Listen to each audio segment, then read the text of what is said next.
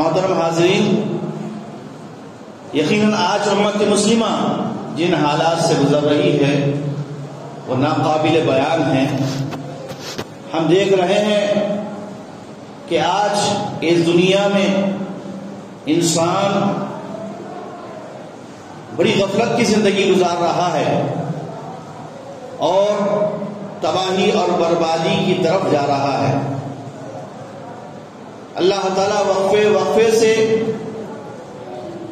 اپنے بندوں کو سنبھلنے کے لیے، عبرت حاصل کرنے کے لیے کہیں طوفانوں کی شکل میں، کہیں سیلاب کی شکل میں، کہیں زلزلوں کی شکل میں، کہیں بیماریوں کی شکل میں اپنے عذابوں کو بھیجتا رہا ہے تاکہ لوگ اس سے عبرت حاصل کریں۔ ابھی کچھ ہی دنوں پہلے بلکہ اس کے احساسات ہمارے دلوں پر ایسے ہی ہے جیسے کہ یہ واقعہ ہمارے ملک میں ہوا ہے۔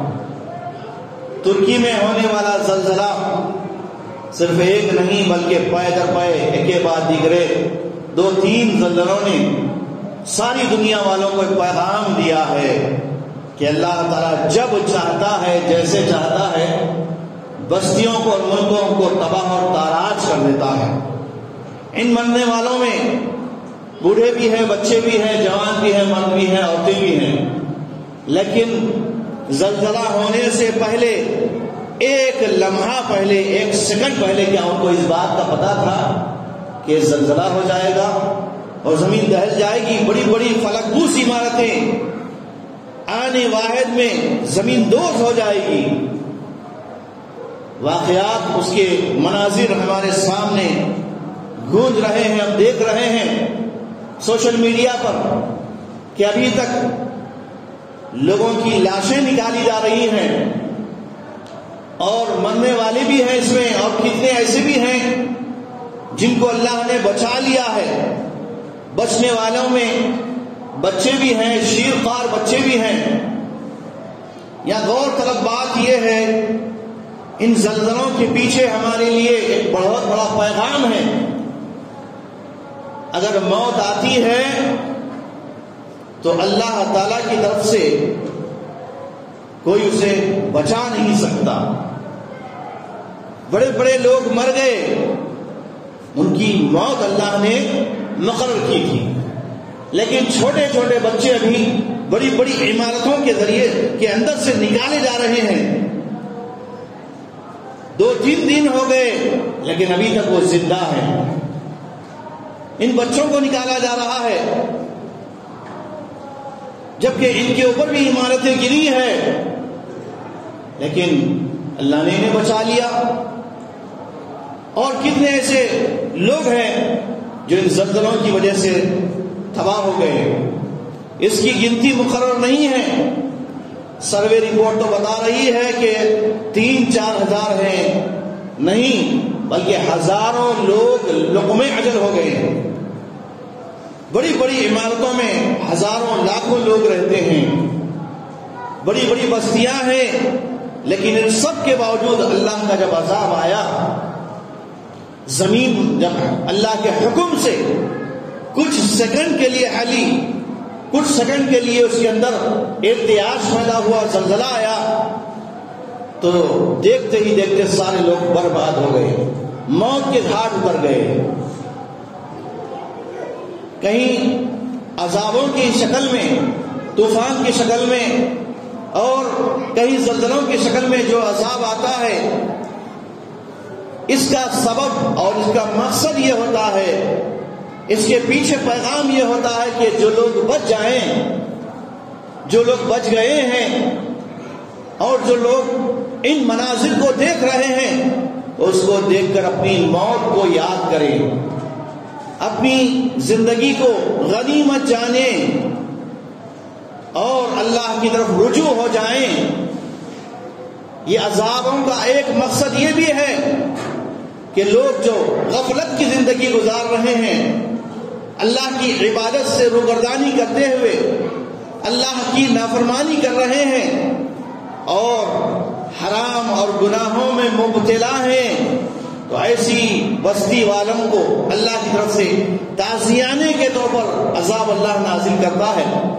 جیسا کہ اللہ کے نبی صاحب نے ایک حدیث مبارکہ میں فرمایا کہ جس بستی میں بدکاری عام ہو جائے، جس ملک میں فحاشی پھیل جائے، جس ملک میں سود جیسے حرام جو ہے کام کرنے لگے، سود خوری عام ہو جائے، شراب عام ہو جائے، بدکاری عام ہو جائے اور برائیوں میں لوگ مبتلا ہو جائے، تو ایسے بستیوں کو، ایسے ملکوں کو اللہ تعالیٰ اپنے ہلکے سے عذاب دے کر ہلکا سا عذاب دیتا ہے.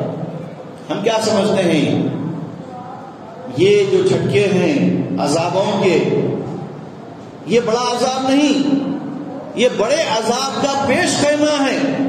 اللہ تعالیٰ نے فرمایا کہ قیامت کے قریب جب زلزلے ہوں گے، عذاب آئے گا، تو اس وقت ایک ملک نہیں، دو ملک نہیں، پوری دنیا میں آئے گا. اذا زلزلت الارض زلزالها واخرجت الارض اثقالها، جب زمین پوری طرح ہلا دی جائے گی اور زلزلے برپا ہوں گے، ایک دو نہیں، اللہ کے حکم پر جتنا اللہ چاہے گا ویسے زلزلے ہوتے رہیں گے، یہاں تک کہ ساری کائنات، ساری دنیا تباہ و برباد ہو جائے گی. اور پھر زمین وَأَخْرَجَتِ الْأَرْضُ أَثْقَالَهَا، زمین اپنے اندر کے جتنے بوجھ ہیں سب اوپر ڈال دے گی. یعنی زمین کے اندر کے جتنے خزانے ہیں وہ بھی اوپر پڑیں گے. زمین کے اندر جتنے جو ہے بستیاں ہیں، جتنے برسہ برس سے جب سے یہ کائنات بنی، جب سے جتنے بھی انسان تھے، سب جو ہے زمین کے اوپر آ جائیں. ایک اور آیت میں اللہ نے فرمایا یوم نطوی السماء کطی السجل للکتب، ہم قیامت کے قریب آسمانوں کو، یہ ساتوں آسمانوں کو ایسے لپیٹ دیں گے جیسے ہم اپنے ہاتھ میں ایک ورق کو، ایک پیپر کو لپیٹتے ہیں. اور زمین کے بارے میں اللہ نے کیا کہا؟ یوم تبدل الارض غیر الارض، یہ زمین بدل دی جائے گی. آج جو ہم زمین کو دیکھ رہے ہیں، پوری کائنات میں 3 حصے پانی کے ہیں اور ایک حصہ زمین پہ ہے جس پہ پوری دنیا کے لوگ رہتے ہیں. تو قرب قیامت اللہ کی یہ بھی نشانی پوری ہو جائے گی کہ زمین پوری طرح تباہ اور برباد کر دی جائے گی.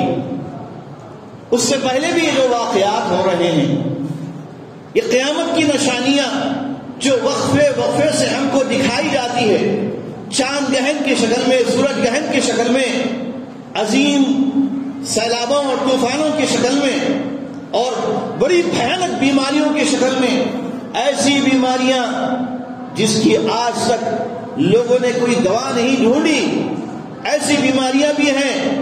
جبکہ اللہ تعالیٰ نے ہر بیماری کو نازل کرنے سے پہلے اس کی دوا بھی نازل کرتا ہے. لیکن جب اللہ تعالیٰ کسی بستی کو، کسی ملک کو تباہ کرنا چاہتا ہے، اللہ کے منشے کے تحت وہاں پر لوگ دوائیں ہونے کے باوجود بھی صحت یاب نہیں ہوتے، وہ بیماریوں میں مبتلا ہوتے رہتے ہیں. یہ اللہ کا عذاب ہوتا ہے.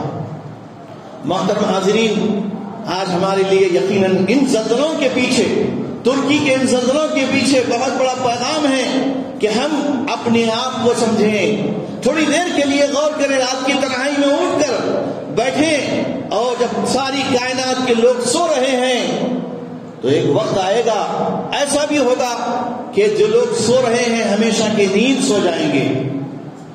کیونکہ احادیث میں مختلف عذاب کی شکلیں بتائی گئی ہیں. ایسے وقت قیامت آئے گی جبکہ لوگ سو رہے ہوتے ہیں، یا لہو و لعب میں، کھیل و تماشا میں مبتلا ہیں، یا اپنے بزنس میں، کاروبار میں لگے ہوئے ہیں. تو جیسا اللہ چاہتا ہے اس طرح لوگ تباہ اور برباد کر دیے جاتے ہیں.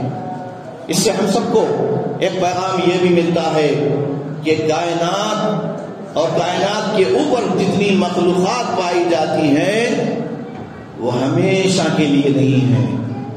ہمیشہ رہنے والی ذات صرف اللہ کی ہے. کل من علیہا فان، ہر چیز فنا ہو جائے گی.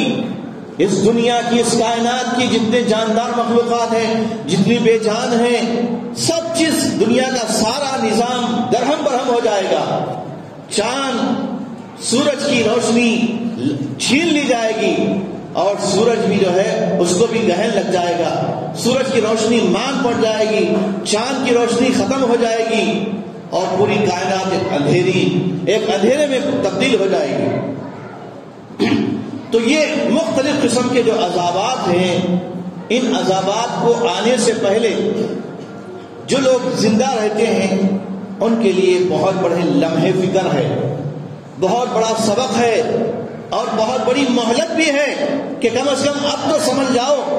تو اپنے اطراف اکناف کے ملکوں میں یہ حالتیں دیکھ رہے ہو، اس کے باوجود بھی لوگ اگر اپنی مستی میں اور اپنے عیش و آرام میں نافرمانیوں میں مبتلا رہتے ہیں، شریعت کے خلاف کام کرتے ہیں، قرآن و حدیث کے خلاف عمل پیرا ہوتے ہیں، تو اس سے بڑے گمراہ اور اس سے بڑی جو ہے ضلالت اور کچھ نہیں ہو سکتی.